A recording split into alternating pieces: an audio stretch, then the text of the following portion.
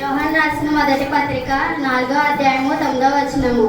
మనం ఆయన ద్వారా జీవించినట్లు దేవుడు తన అద్వితీయ కుమారుని లోకానికి పంపాడు.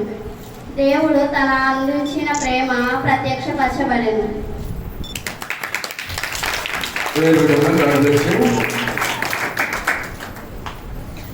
అందరికీ వందనములు, దైవజనునికి వందనములు. యోహాను రాసిన మొదటి పత్రిక 3వ అధ్యాయం 22వ వచనము. మరియు మనం ఆయన ఆజ్ఞలను గైకొనుచు ఇష్టమైనవి చేయుచున్నాము కనుక మనం ఏమి అడిగినను అది ఆయన వలన మనకు దొరుకును.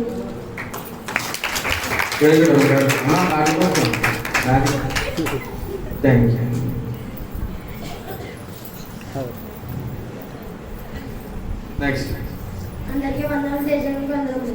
My name is Prem Kumar. I am study 8th class. Yohanu రాసిన మొదటి పత్రిక 4వ అధ్యాయం 12వ వచనం. ఈ మానవుడును దేవుని ఎప్పుడూ చూసి ఉండలేదు. మనం ఒకరినొకరు ప్రేమించేలా దేవుడు మన యందు నిలిచి ఉండెను. ఆయన ప్రేమ మన యందు సంపూర్ణమైనది.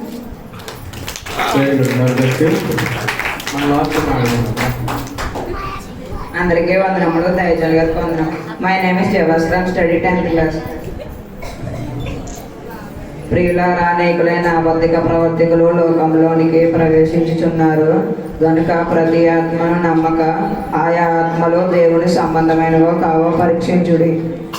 యోహాను రాసిన మొదటి పత్రిక 4వ అధ్యాయం 1వ వచనం. ప్రవర్తికులు ఎవరు బాబు?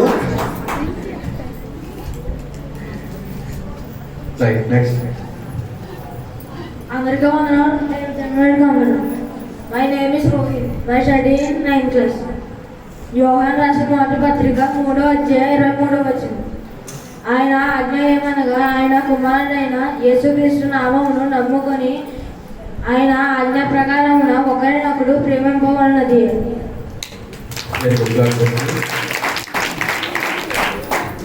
అందరికీ వందనాలు, దైవజనుల గారికి వందనాలు. My name is Sridhar. I study 6th class.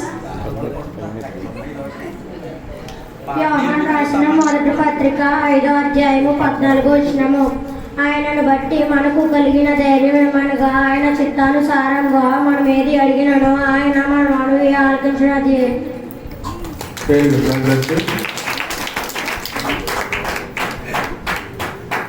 అందరికీ వందనాలు,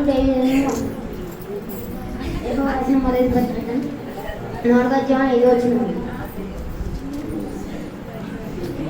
వారు లోక సంబంధులు కనుక లోక సంబంధులు అయినట్టు మాత్రమే వారి మాట ఆ లోకం